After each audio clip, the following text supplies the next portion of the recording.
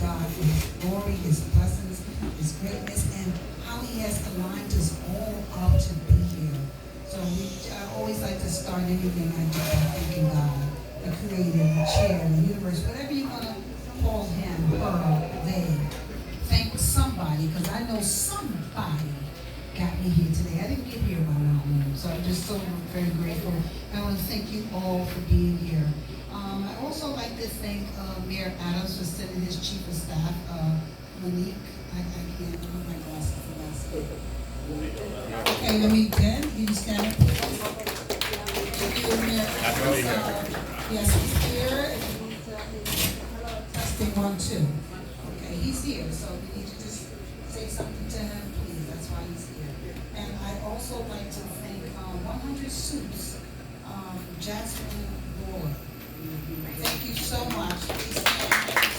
They do some amazing, incredible work and taking our men and putting them in, those amazing sharp shoes. Because when you're showing up for a job, you got to show up. You can't be going on this sagging and a sweatshirt. You got to show up if you want to be about it. So that's what they do. Hey, can I get a hey to 100 Soups? And I also like to take a moment to thank Dr. Seamoss. I think he's back there somewhere. We want to thank you for coming out, for setting up this table, for offering us this amazing good help from Seamoss and candles. And also, by the way, please show Dr. Seamoss some love. Some of the... Oh, wait a minute. Not so quickly. I'm asking you to show some love, not with your clap, with your deep pockets, with your reading. Because anything you purchase at the table today, Dr. Seamoss will be making a contribution to more. So, okay. Thank you so much. So we're here at my name is Stephanie Rigor. I'm the founder and CEO of WARM. And WARM stands for We All Really Matter. And if we don't matter, then what does it mean? It is the leading domestic violence organization that offers wraparound services in the Harlem area. 15 years ago, coming out of my own vicious cycle, I just didn't see women that looked like me, that talked like me, and that had the lived experience. So I created something because it was a need. And so we're so grateful to be in the Harlem area to bring this life-saving information to our sisters and sometimes our brothers. So we're just honored to be here. We are the critical response team. We have 19 partnerships in Brooklyn, Manhattan, and now the 75th precinct in Brooklyn. So where's those at? I'd also like to just introduce two of the most amazing people. I don't have the long, amazing accomplishments that they have done here, but they can speak about it. They can drop it if that's what they choose. This video just is a little different, okay? So I'd like to introduce my dear friend who has been in the struggles for 18 years, groundbreaking, boots on the ground, grassroots, embedded and invested in his Brooklyn community. I just couldn't see myself coming to Brooklyn and not calling my brother and saying, brother, I need you here. So I'd like to introduce my brother, man up, the Mayor Adams, Eric Adams, appointed A.T. Mitchell as our new gun czar. Can I get a whoop whoop? Because let me explain something to you about what we do in our community. If you have not lived it, been through it, seen through it, experienced it, you can't come to my community and tell me what I need, or come to me as I am one of those experiments. You know how they like to come in our community. Let's study these people. No, we don't need to be studied. We need healing. And this is what A.T. Mitchell Man Up is all about. He's going to talk a little bit about that. And I'm going to ease on down the road and introduce my amazing, beautiful, unapologetic, fabulous sister, Dr. Topeka Sams. Okay? Who has not only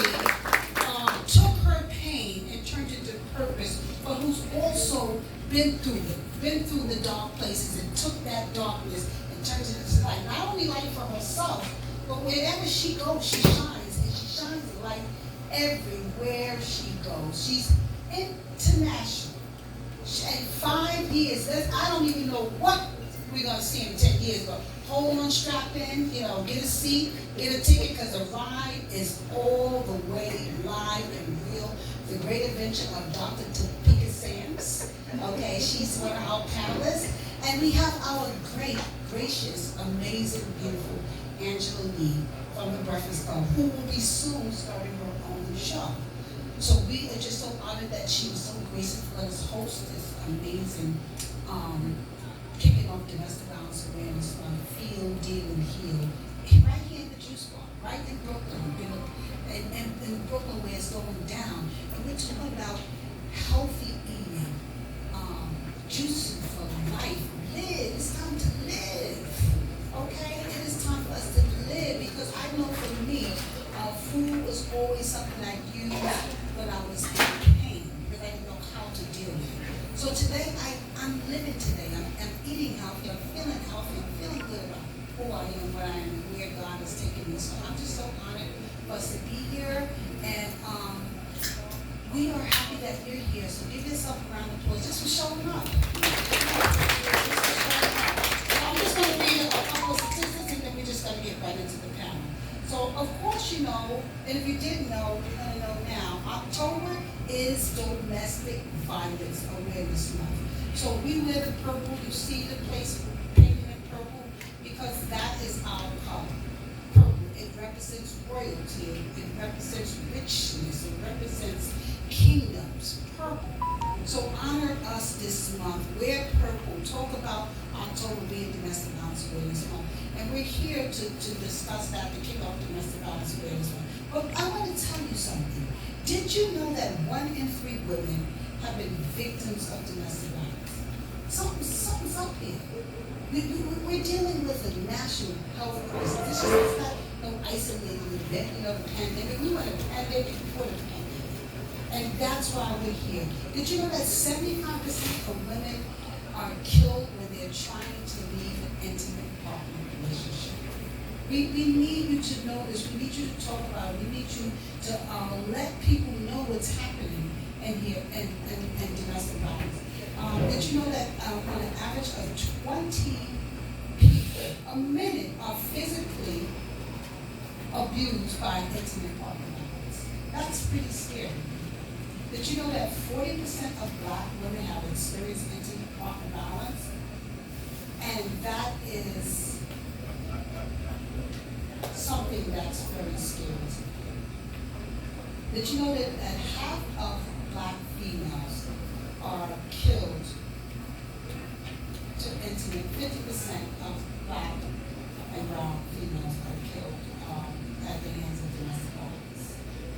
Did you know that African American women experience domestic violence at a rate of 35% higher than the white female?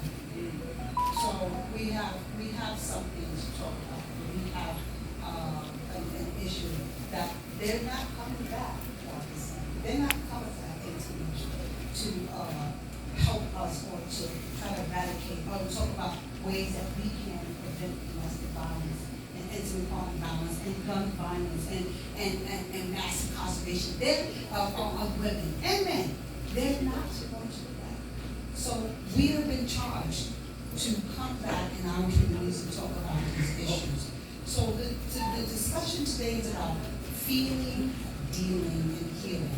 And how do we begin to now start to address these issues? So I'm going to ask AT this for the first question about his organization, Man Up, and how Man Up has took the cause and talking about healing and feeling and dealing and working with victims of domestic violence. Because we do have a percentage of men as well. And we have not only women are being violated, but it affects families as well and communities. Because we know one Black woman down, we all do. Yes. We're the champions. We're the ones that hold it together. So I'm going to pass it over to A.T. Mitchell so he can just talk about a little bit about who he is and what his organization does. And this is the new appointed gun czar, A.T. Mitchell. Wow, when I'm sitting here and I'm just appreciative to be here this afternoon with you all. But I am so proud of my sister and her team at WARM. Can we thank them one more time for setting off this year's Domestic Violence Awareness Month in the right way? I'm so proud of you. I'm always proud when I see younger nonprofits emerge from the community and know that they're on the ground doing the work. And just to be sitting in between my dear sister speaker as well, Sam, can we also clap it up for her as well? I'm in a moment, I got two beautiful, fine black women, and I'm sitting in the middle of, I'm good. You know, when Angie get here, I'm going to be freed up. Okay, let's go. But no, honestly, my name is Brother A.T. Mitchell. It is indeed a pleasure to be with you this afternoon. And I appreciate the invitation just to sit along this panel, to be the one man and male's voice in this conversation. Is so very important and sometimes uncomfortable conversation that we need to have in our communities, right? And I say that respectfully because of all of the statistics that my sister just read off. Black and brown communities like ours are no strangers to domestic violence, unfortunately. Right? I know myself, I grew up in a household where my mom, a single mom, who was raising my brothers and sisters, and I personally witnessed, my father, assault my mother, and I was just really, to this day, even though they both have passed on, it really did bother me because my mom, in one incident, was asking me to help her, and, by passing her a knife in the kitchen because my father was on top of her and he was punching her. He really broke my mother's jaw. And I was just stunned. I was a little boy. And I'm like, Mom, it was just, those are the type of things that I think it's not just my household, but if you grew up in our communities, unfortunately, I'm sure we all have similar stories. So no one of us are exempt.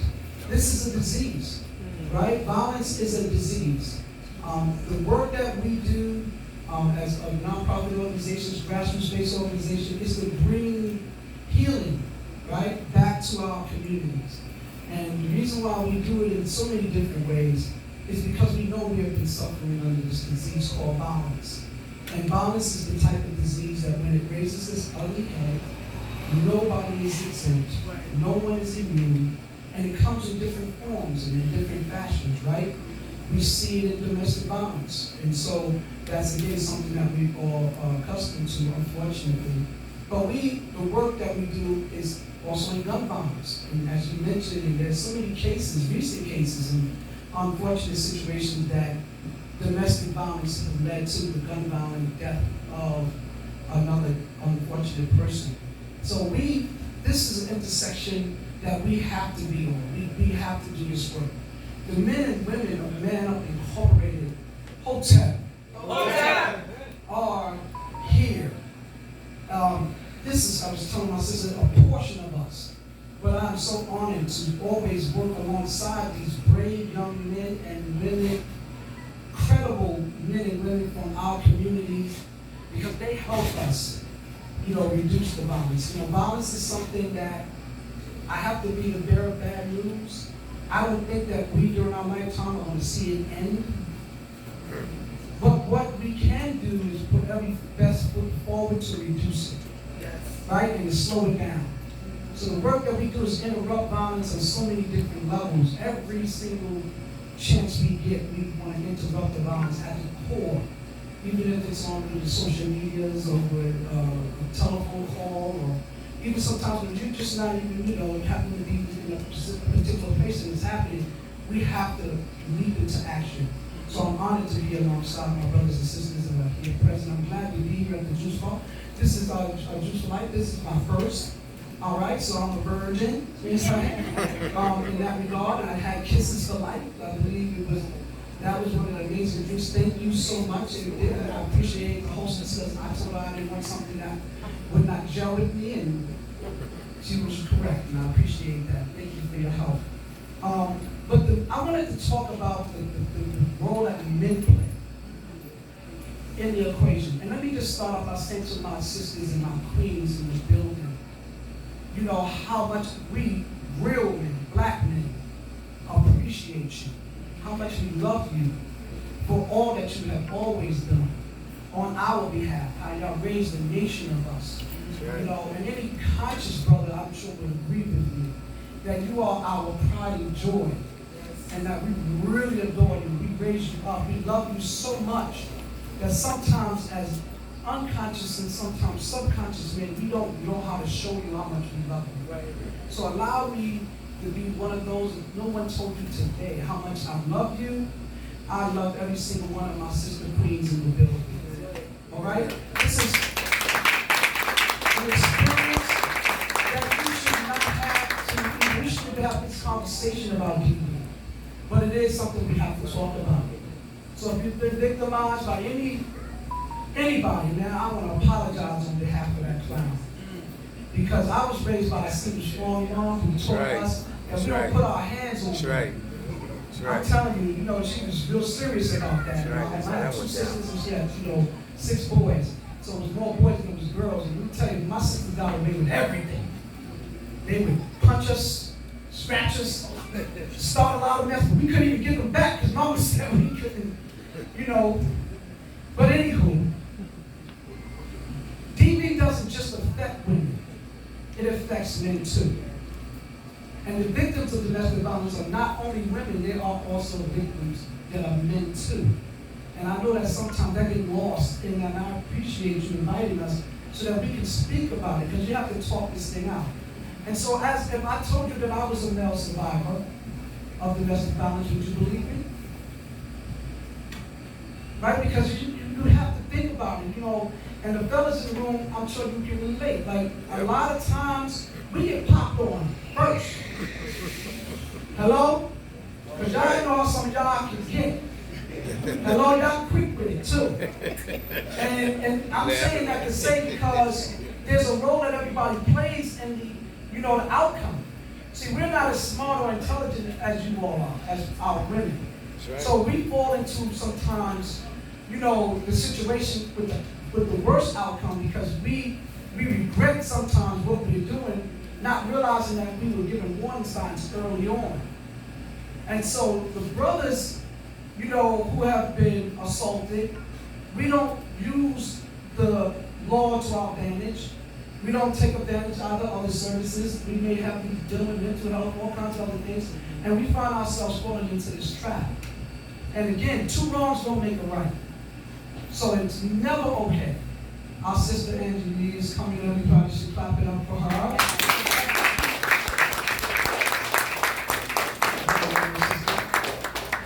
So from the brotherhood perspective, brothers, I'm talking to us brothers, it's never okay. There is no situation where we should ever try to justify us using our force against our sisters. I don't care what they do. But sisters, it's also not okay either for you to contribute to it and sometimes initiate it.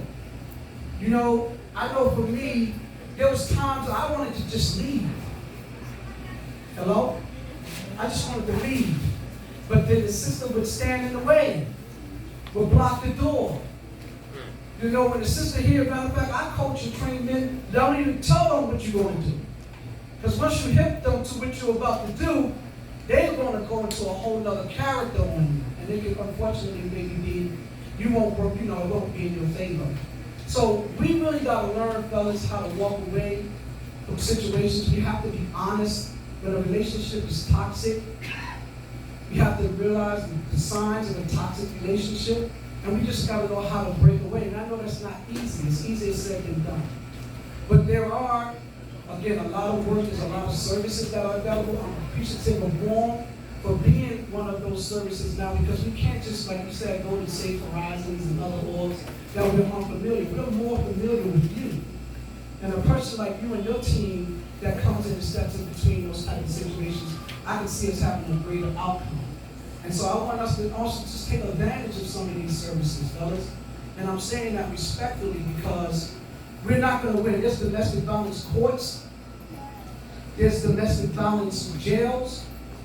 And unfortunately, they're filled with more men than they are women. And we love them, again, we shouldn't be in jail or court. But we got to work smarter, not harder. So I thank you so much for this opportunity to be here. I'm here to also, just bring my voice. I like to have real conversations that are uncomfortable. But at the end of the day, we all walk away with something for how we're going to better become a better person. I think we're going to have a great day. Thank you so much for the time.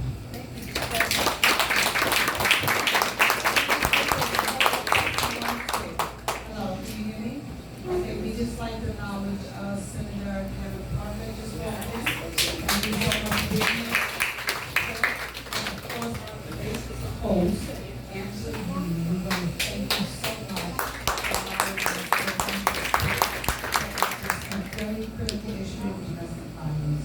So we are now going to introduce our amazing Dr. Peter Sam to talk about her work that she does in the critical response to women coming out of prison. We cannot leave these populations behind. And before, let me just say, I'm going to say it, I don't know who was taking care of our sisters before Dr.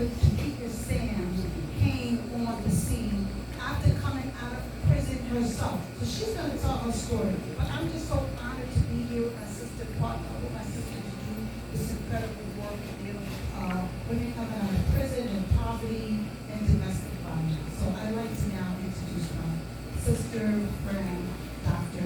Peter Sam. And I would like to hear when she received her doctorate. It was explosive. She'll tell you how crazy I am. Thank you, Stephanie. Well, thank you everyone for being here. Thank you for the comments that you shared, brother. And thank you for including me in Lake Home Ministries as a part of this. Thank you, Angie, for hosting us. This is my first time here, and I'm like, wow. I had the Kiss of Life too, so that was Please Juice, and also I had the, applesauce sea moss. So please support the brother in the back also with the sea mosses as well. But you shared some of the statistics and the data around women and domestic violence, specifically around women of color. And I learned while I was incarcerated that 90% of women who are incarcerated because of some type of intimate partner or domestic violence. And those are reported, right?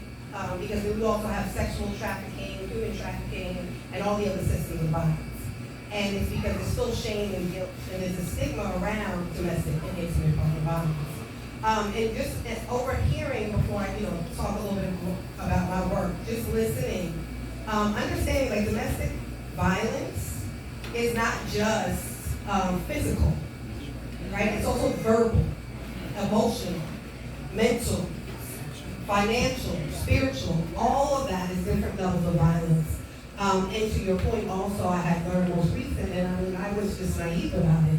I didn't know, because so many brothers that I'm connected with through my work with people who have been in prisons, that there have been brothers that were raised up and abused as children from their moms. And I didn't know that. I've been really blessed to have great parents, and I didn't experience that type of trauma.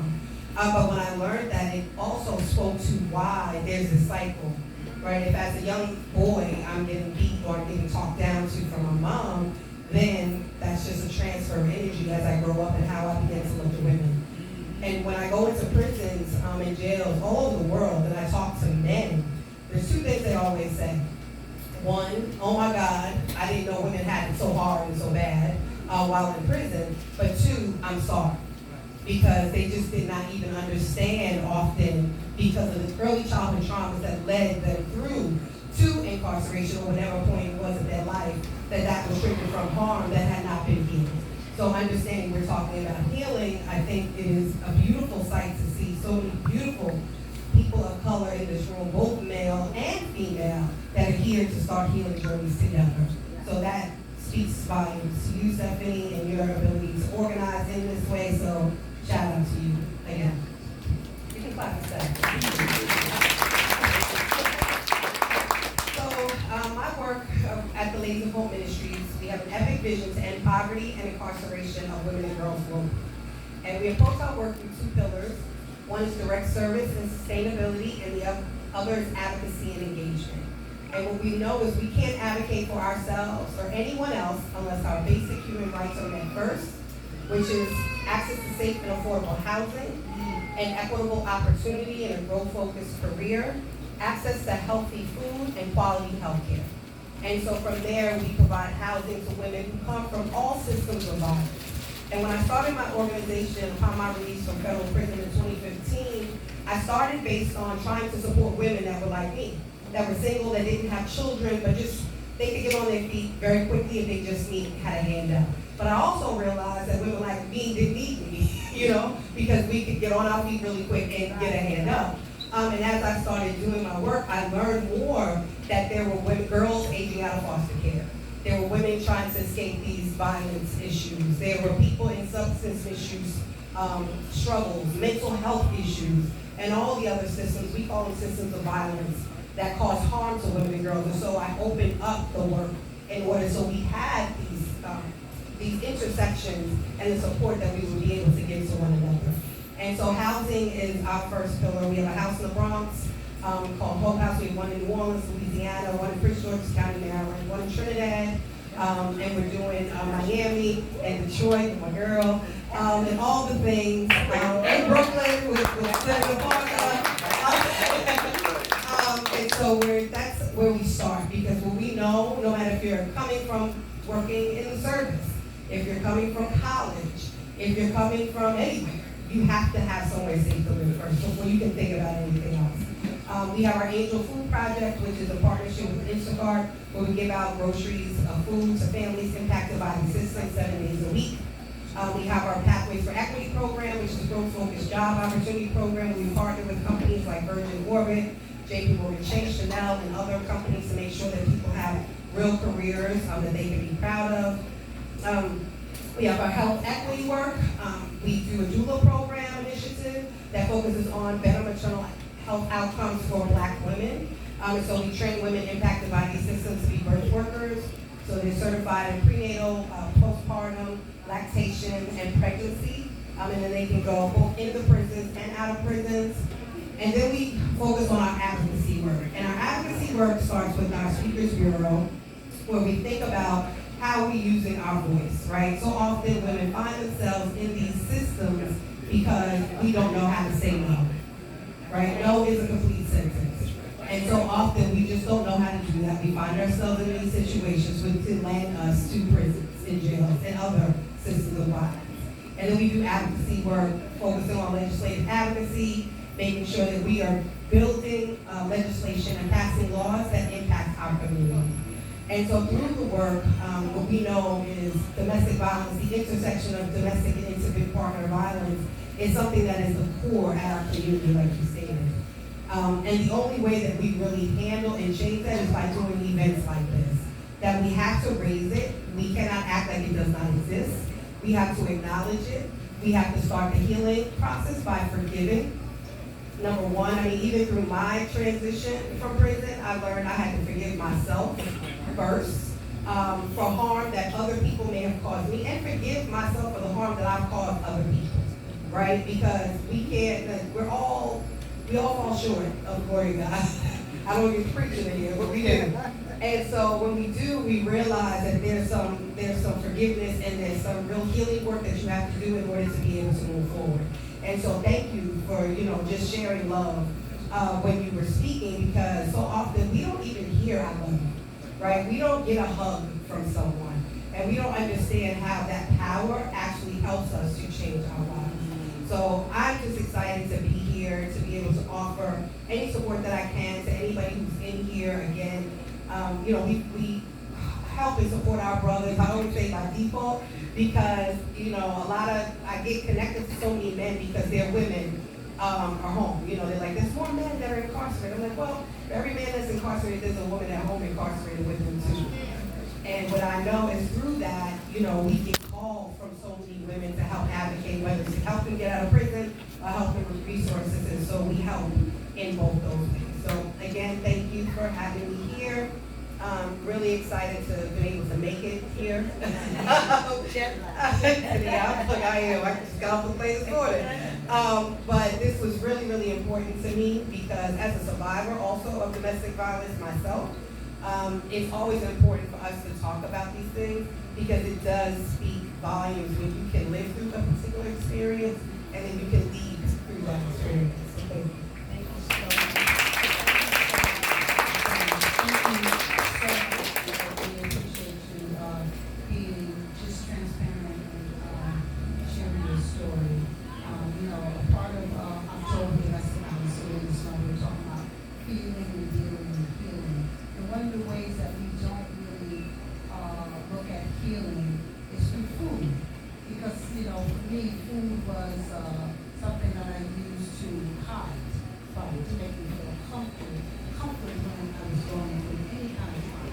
And we're sitting here now in Angela's Juice Bar, and we're talking about juice for life. We're talking about healing through taking care of our body, mind, and spirit, because they're all in alignment. And I need to tell you, if your spirit is on the west side, and your body is on the east side, and your mind is on the west side, then for me, I've been there many times, and it's just nothing but chaos, confusion, and discombobulation, and just trauma. So it's just been an amazing journey into coming into that process of healing, of feeling, dealing, and healing. And how do we begin to heal through food? So I'm going to introduce our amazing, just so gracious hostess here at the Juice Bar in Brooklyn. Come on down. We're here. The price is right. And here I'd like to introduce you.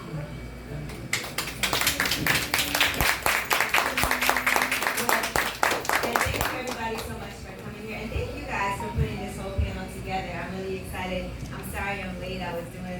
It's interesting we're talking about this now. I was doing Kirk Franklin's podcast in the city at the Bailey Center. And then I raced back down here. But we were having a conversation. I was with a friend of mine, Coach Jesse. And we do a lot of work together when it comes to detoxes and working on our bodies and making sure, she's a vegan. I'm not a vegan. But I will say that opening this juice bar I've seen the results, I've seen the people that it's helped. And even me doing this, when we first opened it with Styles, he will tell you how much changing his diet changed his life. It really helped with his anger issues that he had. Even for myself, dealing with and talking to Coach Jesse about, in particular, Black women have so many issues with fibroids. And it's something that doesn't get discussed enough, even from things like your menstruation cycle and the amount of blood that you have and having cramps and all of those things. A lot of times that does have to do with your diet and the estrogen and the food that we're eating and not knowing how much it affects us. And a lot of times I can tell when somebody by their attitude doesn't have a good diet, if they're like angry all the time. But if you have to think about it, you're putting these things in your body, how does it affect you? And so I was driving back down to Brooklyn with her. We were having that whole conversation about how much changing your diet can really help you with everything else and every other aspect of your life. And, with this being Domestic Violence Awareness Month, I just want to share it even with me and doing my show in the morning and having conversations during Ask E. There's so many women that have called up, to talk about issues that they've had with domestic violence. There's women that have sent me pictures of themselves showing me like their black eyes with their black eye, busted lip, not knowing what to do. I don't have any money. I'm scared for my life. How am I going to pick up and move our kid? Am I going to take my child from this man's, his father's life just because of this issue? And so, I definitely, I've had to tell women like you need to go file a police report and you need to get out of there. And sometimes I think as women we feel like we never want to call the police for anything. And men too. We never want to call the police for anything. We never want to see somebody go to jail or get arrested. And people will definitely prey on that it's a weakness to feel like it's our fault now. And I know that because, I've been in a situation before where the police have to come and had to go to jail. And yes, I felt like my life was in danger, but then I also felt bad that, someone got arrested and ended up in jail. And so I just want to, tell anybody, and it's not easy because you're embarrassed. Everybody was like, stay away from him, he's no good. And then you continue to deal with somebody that you don't want to tell your family members, you don't want to tell your friends. You try to hide things from people. But, I had to realize that it's not my fault that somebody doesn't know how to act. And that you're putting yourself in that situation. It's not me putting you in the situation. You did something you shouldn't have done. You didn't care when you were risking my life. So should I be upset that you're in jail because of your own actions?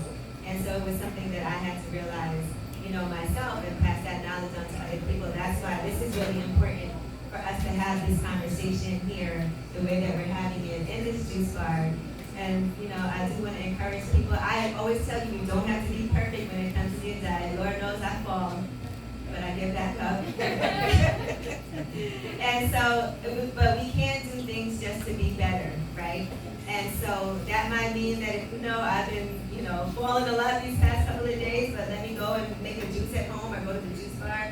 Dr. CMOS is here. And if you guys don't know about the benefits of CMOS, we have information on that here for you, so you can make these items at home too. I always encourage people, get yourself a blender. You can get one for $59. To be at home, get some fruits, get some vegetables, make your own juices, get some sea moss, add that sea moss in there. And I promise you, you'll see a change not only in your skin, in your bowel movements being more frequent and easy to do, and also in your attitude and in the energy that you'll have, and feeling better about yourself. And so, I'm just thankful that you guys are here, and thank you for putting together this amazing event and for including me.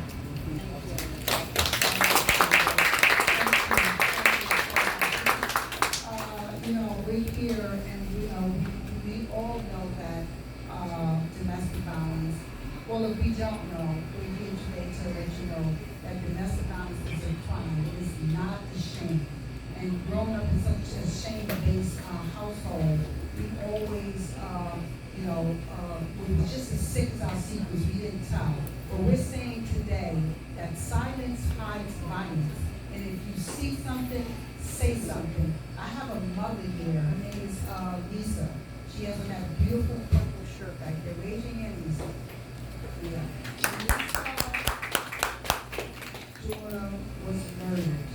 She was gunned down on 95th Street between 3rd and Lexington Avenue.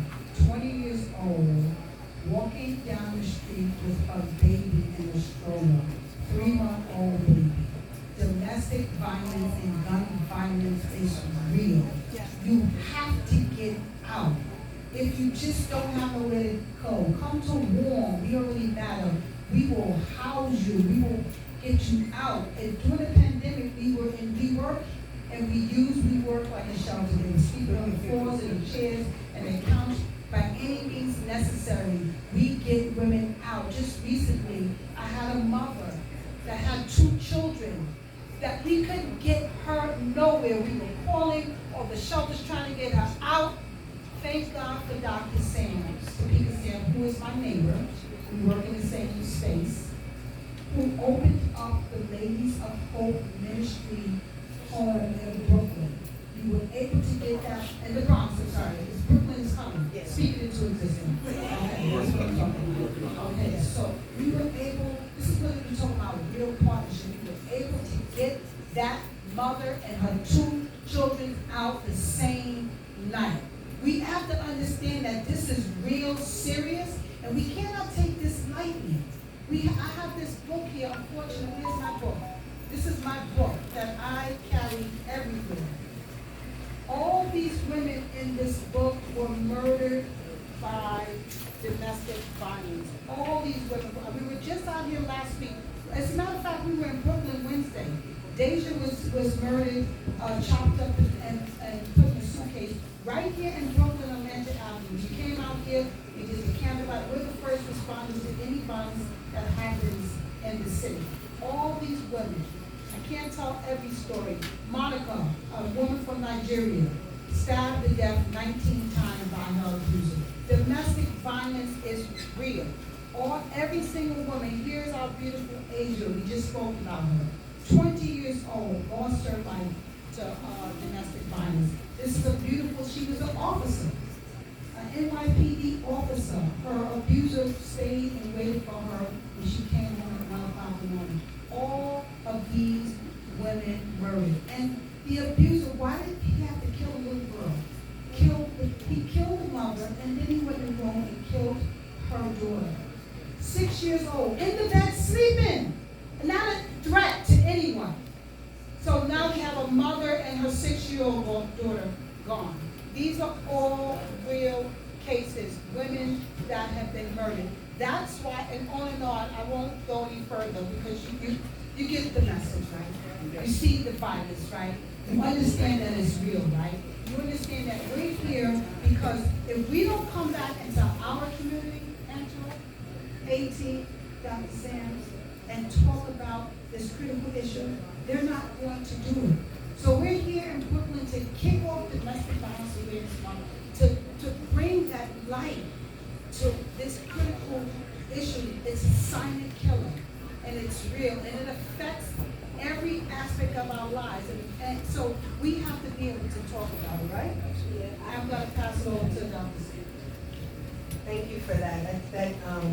Your book just really moved me. I mean, it really did. And it made me think about so often how we hear, right, you know, as neighbors, we hear things happening around us and we don't say anything. We hear, you know, a woman yelling or crying, or we hear even a man screaming or cursing, and we don't want to get involved. But getting involved can save somebody's life. Right. And to think that that little baby's life was also taken, you know, just really put me in the thought that so often, you know, we talk about in our culture, in our community, that, you know, it's no snitching. You know, but you have to speak up because that's saving somebody's life. And then it'll save someone else's life. Because an abuser, you know, whether it is that you are abusing drugs or you're abusing a person, it is a repeat behavior until you get the help that you need. And so it's important that we are helping one another, right? And by helping that person who is the abuser, you're also helping them to heal the harm that is the cost to them. Because what we know is when hurt people, and heal people. So if I am an abuser, then that means likely I've been abused at some point in my life. Right. And so, you know, we don't want to hurt anyone further and provide further harm, but we have to speak up. And, you know, I remember years ago, my grandmother was alive, you know, they would. If it wasn't your grandma, it was somebody else's grandma, you know, or somebody else's mother, or someone who would make sure that you were in the house, you were taking care of each other, like there was real community. Right? We don't see that anymore, right? We see kids outside, you know, at late night, don't even know where they're going, they're by themselves. We don't ask them if they're okay. You know, we see women outside with babies walking. We don't ask, are you okay? Do you need anything? I mean, even when we were driving over here today, me and my best friend, we saw this woman roaming and a man in the woods. So we're like, well, what just happened? You know, it's like, wait a minute, what just happened here? Because we have to pay attention, and we cannot continue to turn a blind eye in our community. Because what happens then, for example, in the work that we do, so many women will call the cops, right? And then they're not taken seriously because of the culture. There will be reports after reports, and then what ends up happening is that woman then defends herself, but then there's no self-defense laws. So then she ends up in prison for life for just protecting herself and her child. We had a case we worked on with a woman who actually was being raped and abused by her husband, and she walked in on her husband raping their son. And she kills him. Obviously anybody would, right? But then what happened? She ended up going to prison for life, right? And served over 20-something years, finally through advocacy, not only us, but other people were able to get her out. But that is more trauma, compacted trauma. And there's so many stories like this, not only in the state of New York, but around the world. We see how violence is just succumbing our communities, and we have to stop. We have to do something in order to change that. So if that book didn't move you like it just moved me, there's somebody upstairs in my apartment building in New York that it didn't trigger the thought in me.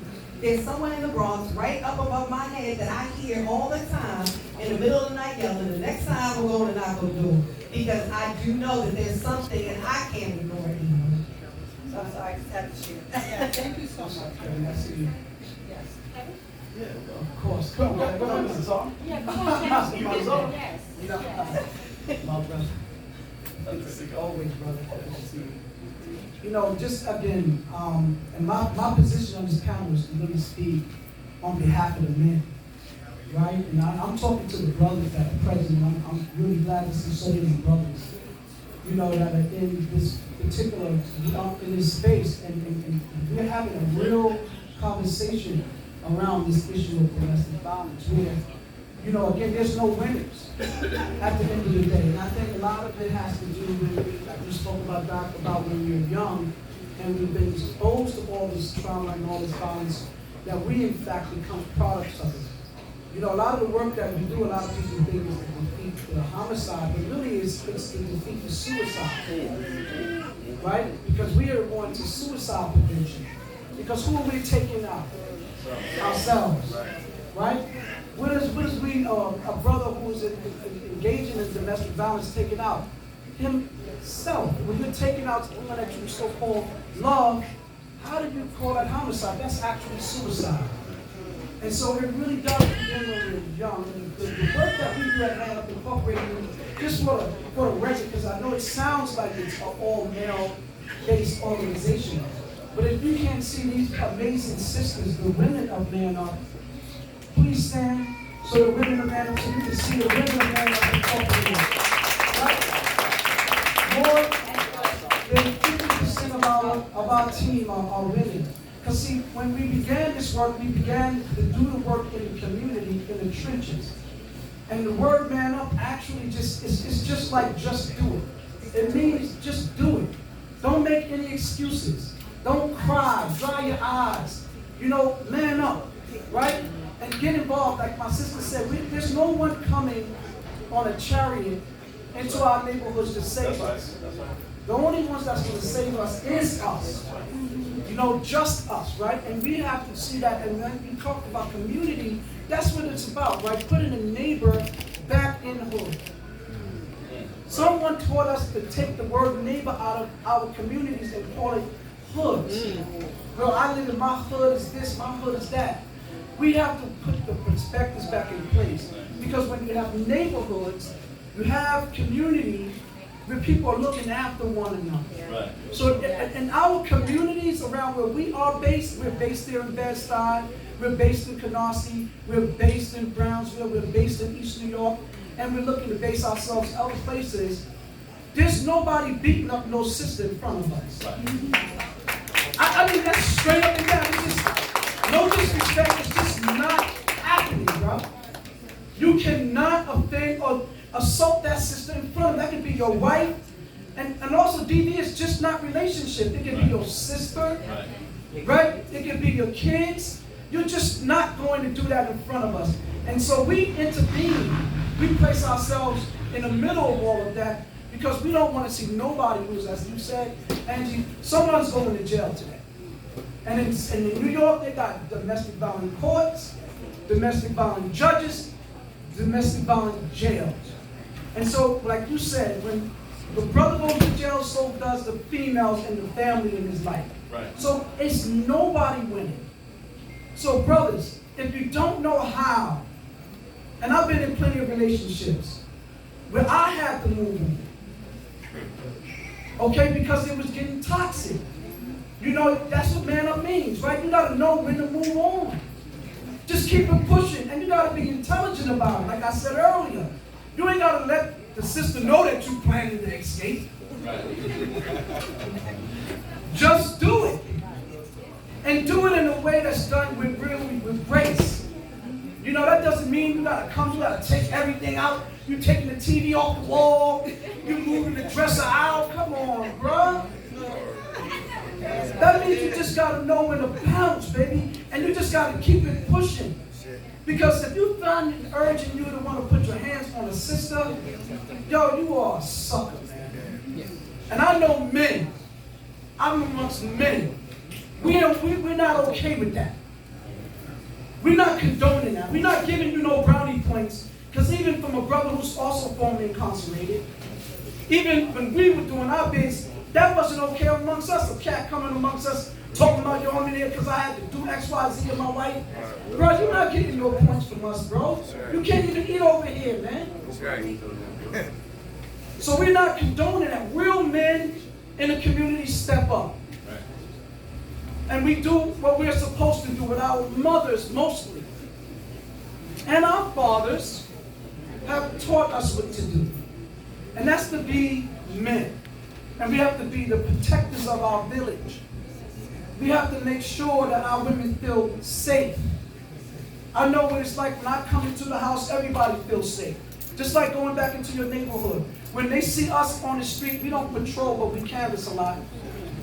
The community feels safe when they see us. They actually feel more safer walking on the side of the street than us than the police nowadays.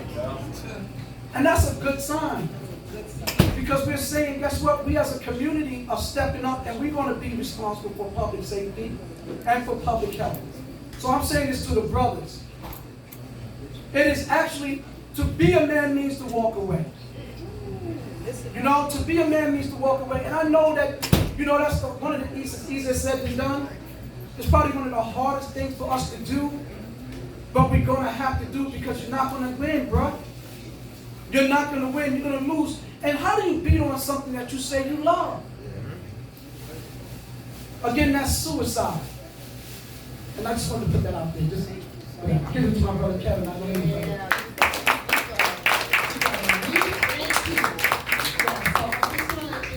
Take a moment to thank our amazing, very supportive brother in the struggle, Senator Kevin Parker. Thank you so much. I'm not going to be long after I'm bullgunning my way to the front. But, this is Brooklyn. I ain't keeping the Brooklyn kid out here. Like I said, I ain't keeping Brooklyn away too long. Sitting up below. But I'm State Senator Kevin Parker. I represent the 21st District in Brooklyn, which is part of Canarsie and part of Flatlands, but principally Flatbush and East Flatbush, Midwood, Dimmers Park, Windsor Terrace, and Park Slope. I'm the majority whip in the New York State Senate, as well as the chairman of the Energy and Telecommunications Committee. The other piece is I actually sponsor more anti-DV legislation than anybody else in the state legislature. So this has been an issue that I've been involved with for a number of years. And there's a lot of things that we need to do. And you've heard Dr. Sam and AT, my dude, talk about it. And let's give a big round of applause for Stephanie for bringing us all together. Not just in October, which is Domestic Violence Awareness Month, but every single day, raising this issue and letting us know that people are dying and that this is a real epidemic. We think we're coming out of COVID, which was a pandemic, but this is a real epidemic for us in our communities, and we need to address it. And certainly, my good friend Angela Yee for giving us space and a place to have this important conversation. But let me just mention a couple of things real quick. First, there's kind of 4 levels in which we have to address this on, right? So first is an individual level, right? And for us, both as men and women, we need to do a better job at checking in on ourselves and dealing with our own issues, whether they're mental health, whether they're financial, but and particularly on those issues, we have to really just kind of be reflexive and introspective about who we are and present about our circumstances, and more importantly, seek help for the things that we need. And I'll be as pointed as Brother AT is, particularly men. That if things are frustrating you, that understand that, and this is something I had to learn from my therapist, that anger is a secondary emotion. Right? That if you're angry about something, check yourself about what's really bothering you. Right? Are you hurt? Are you embarrassed? Right? But it's a secondary emotion. Right?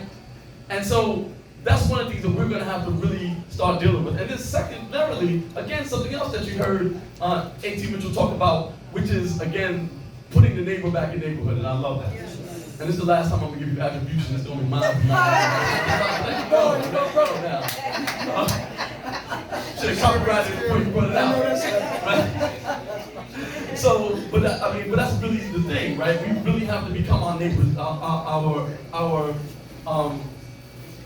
we have to become keepers of each other, right? And as our mayor says, we're in an SOS moment, right? Save ourselves.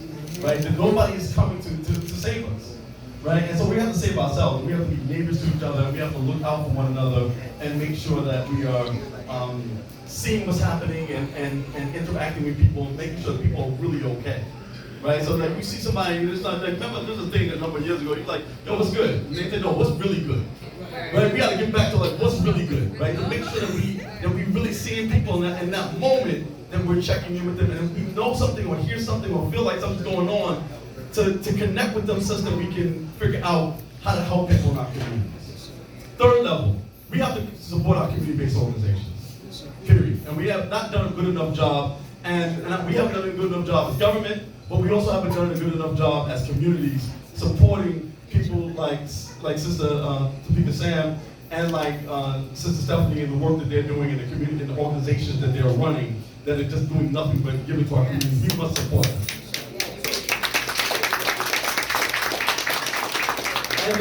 And then lastly, there is a whole government and legislative piece that we need to be engaged in. And I know some people are like, oh, I don't play politics. I was at with Sharp, his birthday is coming up on Monday, so he has something today. And Sharp was like, well, you may not mess with the government, but the government mess with you. Right? And so we're in Angela's establishment, and she'll tell you how many government agencies she had to interact with in order to get this place up and going, right? More than you wanted. Right? Yeah, right? I got you. Right? But the reality is, if anybody here not paying taxes, don't raise your hand. If you pay your taxes, which you probably are, that means that all the things that are happening around you are being done with your money. And unless you're voting, unless you're engaging in that process, that means you having taxation without representation and without input. And so all I'm asking you to do is use your money, right? And when you call me or you call another elected official in the community, you're calling them for them to be good stewards of your money. You're not asking for nothing. Even if you never voted, you're still a taxpayer. Right? You're still somebody who lives in this community. You can call them and ask them, don't call me, but call other people. Call us all and put us to task and hold us accountable for the things that are doing and happening and not happening in our communities. As I take my seat, there's three things I want to mention in terms of what's happening in Albany. One, I have a piece of legislation that I called 3 Strikes and You're Out on DV, which is that one of the things that happens is that people violate orders of protection. I have a piece of legislation that after the third violation, it's an automatic jail sentence. Now, I know that we have a problem in the state legislature about raising penalties. We don't like to do it. We're trying to put less people in prison than others, but we have to understand the nuances and times in which we need to protect the community while simultaneously not having unnecessary incarceration, right? And in this particular case, and because we always talk about black communities and oftentimes black men as primary perpetrators of crime, we never talk about black women as the primary victims of crime in our society, and that's a real thing, right? The mythology is there's white women, but it's actually flipped on its head. They're the least victimized people in our community, right? And so we really have to make sure that we are protecting folks in our community, and that's one of the pieces of legislation I'm working on. I have another piece of legislation called the Phoenix Act, which is a comprehensive set of proposals to act starting addressing this, including defining domestic violence in our law. In the state of New York, right now, there is no legal definition for what domestic violence is. You don't even know that, you do this every day. Right? And so it's one of the things that we need to do, and so I'm pushing this bill for the Phoenix Act. I'll send it to you so you can look it over so we can start advocating for it. The new legislative session starts in January. We need to get on top of this and we can get this pushed and make this happen. Lastly, one of the things that you heard Dr. Sam talk about in the first part of our conversation was about the fact that we oftentimes define domestic violence in a physical way, but it's not just physical. I've written a law, which is the second one, a bill that we hope to become law, that deals with what we call coercive control. Right? And so when somebody in your life tells you, all right, the apartment is in my name, either you do what I tell you to do, or you gotta get out, or I'm gonna do, I'm gonna make it hard, I'm gonna report your kids, or whatever they're doing. All those things need to become illegal. It has been difficult because it is more ephemeral than the physical act. You can see something that happens to somebody. But it's as important. And so I'm really here to ask you to be a partner with me in trying to get this legislation passed this year, because there's a lot more protections, a lot more safeguards in our community that we can create with this legislation. So that's the fourth level, is this kind of government legislative aspect that we need to be engaged in. And so I want us just to remember that there's lots that we can do, and we can get it all done if we do it together. And so remember, if you want to go fast, go alone. If you want to go far, go with others. God bless you all.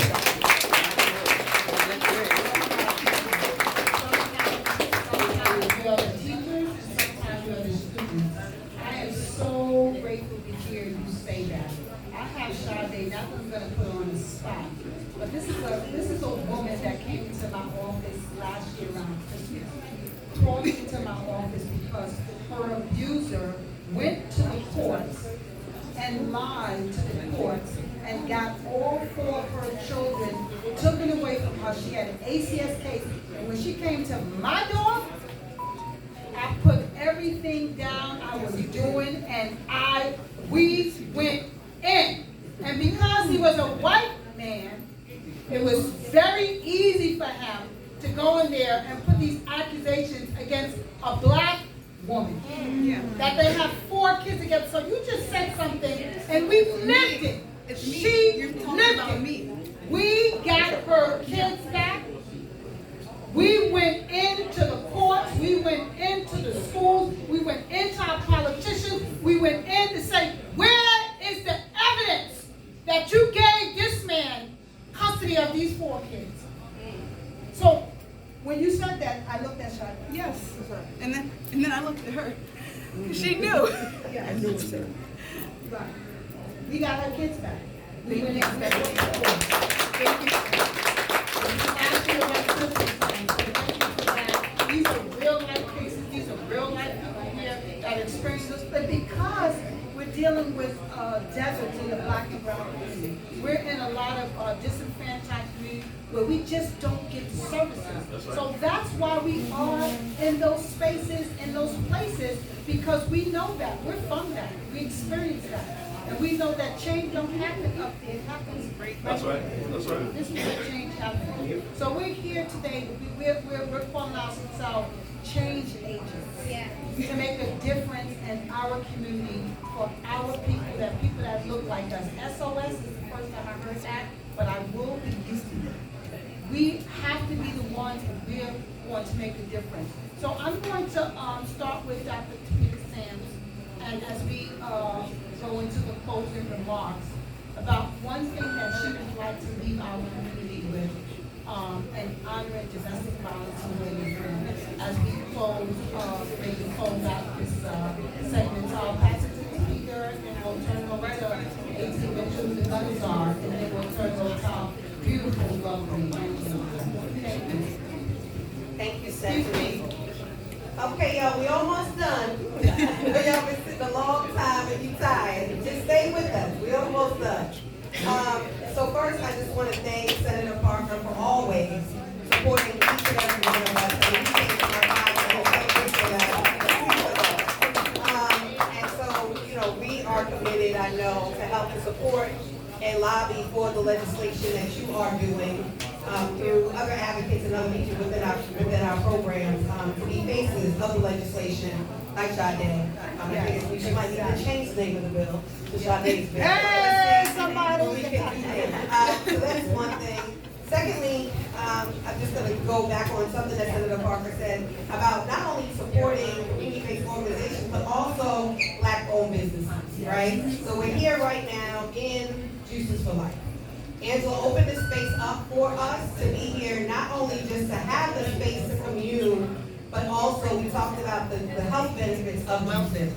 If you don't want to juice at home, come here and support this local business. It's important that we keep our businesses within our community, of our community, and by our community. Otherwise, someone else will come into our community and open a juice bar, and then we'll find ourselves going through that juice bar. So I implore everyone to support this juice bar and make sure that you're supporting there. Really, that's all I have to say. I think I've said enough already, but it is just about, again, supporting each other supporting this business because we don't have a lot of spaces in our communities where we can talk authentically, honestly, and be vulnerable about things that impact our communities the most. And the only way to do that is to support this business so the business continue to generate the capital that and revenue that it needs in order to continue to work on healing our community. As an entrepreneur and a business man myself, I concur 1,000%. You know, in East New York, where we are also located, where we were founded, you know, we have our small business there as well. We're the only small business that will open our doors for these sort of programs and these sort of. But we don't do as well as my neighbors, the bodegas and the Habibs and all of that, right? And I appreciate you saying that because we do have to support our black businesses. I appreciate you and you for just opening up the doors. This reminds me of why I continue to do this in East New York and in Brownsville. And so this is amazing. I think that in my closing, I want to just, again, I want to put out some supportive help out there for the brothers. You know, at Man Up Incorporated, you know, one of the pillars that we have is our fatherhood initiatives. We have a fatherhood pillar. And one of our programs that pillar works is called the Wounded Fathers Project. Right? The Wounded Fathers Project. Because what we've discovered is that a lot of, if not all of us, are wounded in some way, form, or fashion. So we've been hurt whether when we were children and we were growing up in these households, or when we went outside and we played. But we've been wounded just like any other person that is living in a war zone. And unfortunately, our neighborhoods resemble war zones. But the Wounded Fathers Project is unique because that's the one-time space of a week. We have two days out of the week where we have all men that are from the community. They can come and they can have a conversation amongst men. And I mean, this is a private, closed-door conversation where men feel comfortable just being men around themselves. And the facilitators, Brother Shad's here, Brother Romel is here. Those are my brothers that I have charged to be on top of that. But they do an amazing job every week.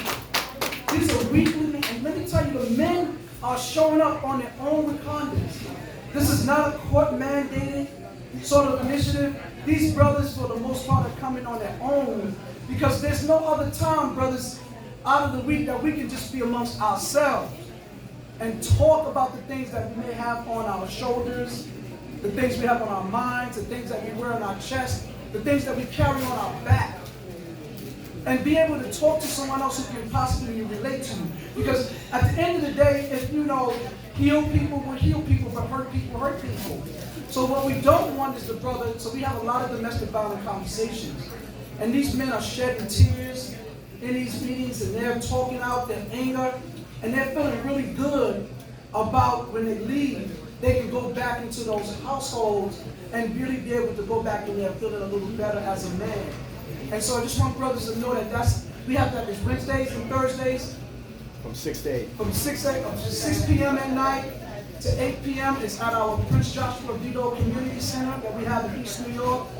And it's 876 Skank Avenue. It is open to the public. It is free of charge. Any man, any brother that you have, if that's someplace you can refer your loved one to. So why don't you go over there and talk with the brothers at Man Up? And it's a once a week, like I said, conversation just amongst men. And that's an excellent way and an avenue and a safe space for us to be able to talk about what's going on internally. Because really what we don't want at the end of the day is for you to act it out in a violent manner against, unfortunately, the people who's most closest to you that you care about. And again, I appreciate this panel, I appreciate this opportunity, and I'm looking forward to continue work. Thank you so much. Thank you.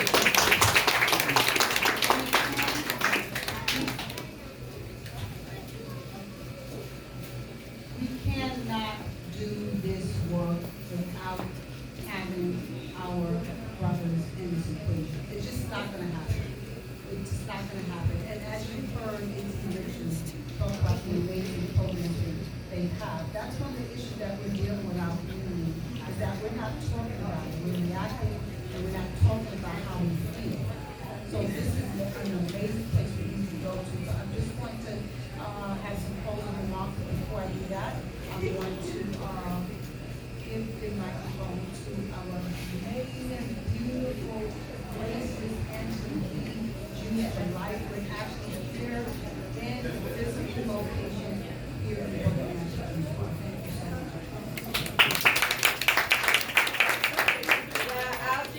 I just want to say thank you, and you know my new show starts Way Up with Angela Yee in January. So one of the main goals I have is to be able to bring conversations like this to everybody more, because I know this benefits so many people and it's much needed. And so this was definitely a great way for me to kick off knowing that this is going to happen, so you can look forward to seeing a lot more of these really important conversations with resources available and tangible things that people can do. And so I want to thank you so much, and I'm sure you'll see all of us together a whole lot more, you know, in the near future. It starts in January. And to speaking about the small Black-owned businesses, you know, it's been a really tough time financially for a lot of businesses. I mean, I've been having conversations with a lot of business owners. You know, we've been struggling here too, to be honest. It's not easy with the prices of things going up, supply chain issues. But I do want to always make sure that we have this here. We built this space for it to be available for things like this in the community. I wanted to make sure it was a beautiful space in our neighborhood where everyone feels welcome, but especially us. And so I just want to encourage everybody, if there's anything you need, you know, we are here for that purpose. And the last thing I'll say is, you know, I do have a podcast that's about relationships called Lip Service. And but I did think about a conversation we had where, you know, some of the women were like, listen, if you've never wanted to kill the person you're with, or you've never, you know, gotten into a physical, you didn't love them. And I was like, I don't think that's true at all. And I do feel like some people think that dysfunction is love. Circulating the cycle. Definitely not. Cycle. Right, it's trauma, it's a crime. And so I just want to make sure I reiterate that love is not, I want to hurt this person so bad because they did X, Y, and Z, and I'm so passionate and I care about them. This is the opposite. Yeah, so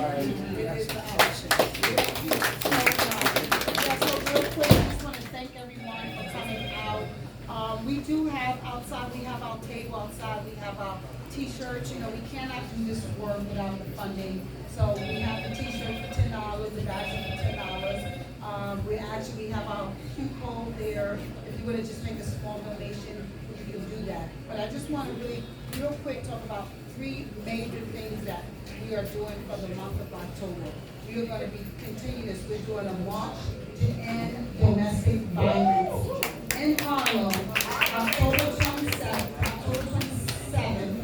2020, 5 to 7. We will be kicking off at one of the belly of the beast, the Polo Grounds, where they have one of the highest radio calls of domestic violence, and PSA 6, which is the housing police. They're located on 148. So we will march from the Polo Grounds. We'll gather at 4:30, and we will march from the Polo Grounds down through Harlem, and we will end at the Harlem City Office Road. We just had the commissioner, Lisa is back here.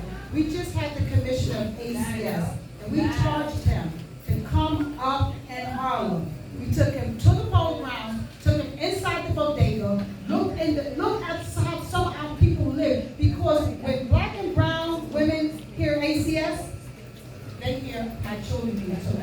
When a white woman hears ACS, she hears support. They're here to help me. So we wanted just to understand how the conditions of women that are dealing with ACS. So we walked through the Polo Grounds. So he's gonna march with us. We have a couple people coming through. We charge you, we ask you to please come out October 27th. That is the March to End Domestic Violence. And because we know financial health is important, we partnered up with Chase to do a financial health workshop, because we know that domestic violence is not only physical, but it's also financial.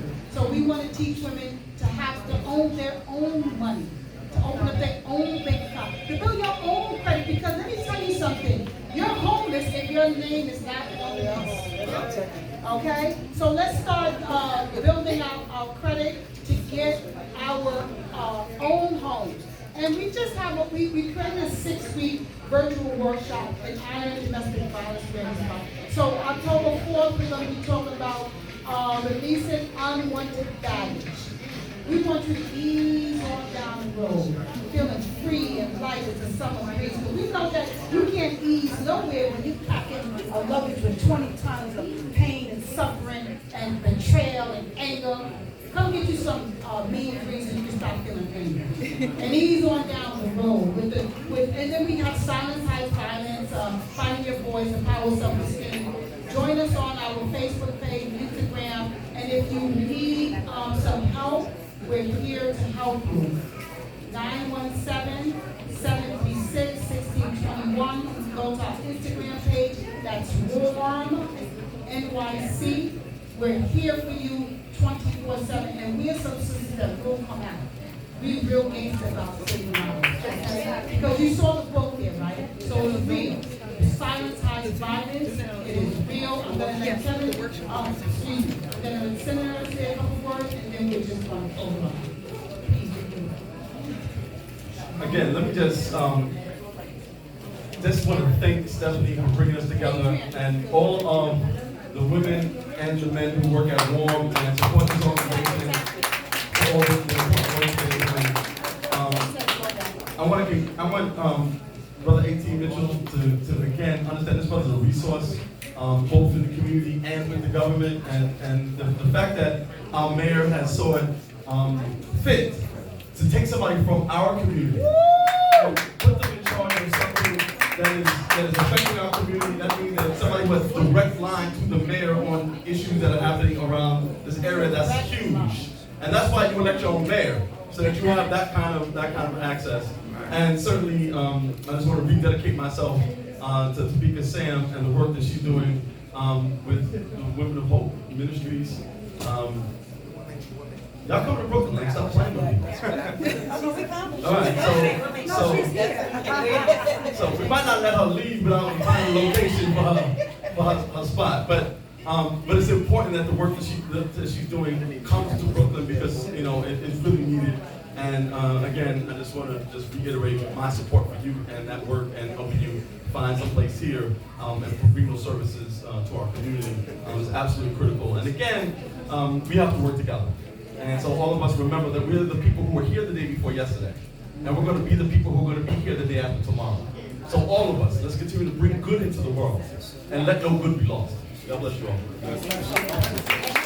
Real quick, we just want you to remember that silence hides violence. And we cannot be silent about this critical issue because it is a national health crisis and domestic violence is real. And we just like to present our amazing two beautiful women, Topeka and Dr. Topeka and Angela Lee, the beautiful flower. And we also have something for our amazing A.T. Mitchell. And we have a gift bag for Topeka and Dr. Sam, and also for that's you, A.T. Mitchell. I picked that up personally for my ladies because I know this journey is very stressful. So this is some aromatherapy, like really getting your healing and you're just taking some time out for yourself. I mean, it's just a little small appreciation of what you all have done for us and allowing us to come to your space and have this amazing topic about feeling, healing, and healing. As we move out of this space, walk out with a piece of warm, really matter. Walk out with a piece of 18 that you man up. Walk out with Dr. Sam's Lady of Hope Ministry. Walk out with our amazing, beautiful Angela Lee Green. Okay? Walk out into the universe and start sharing what you've heard here, talking about what you've heard here, because you are the light that's going out into the universe now to make this shift. We started here, now I charge you to take this out into the universe so we can make a difference. I want to say, hit it, Frankie. One announcement.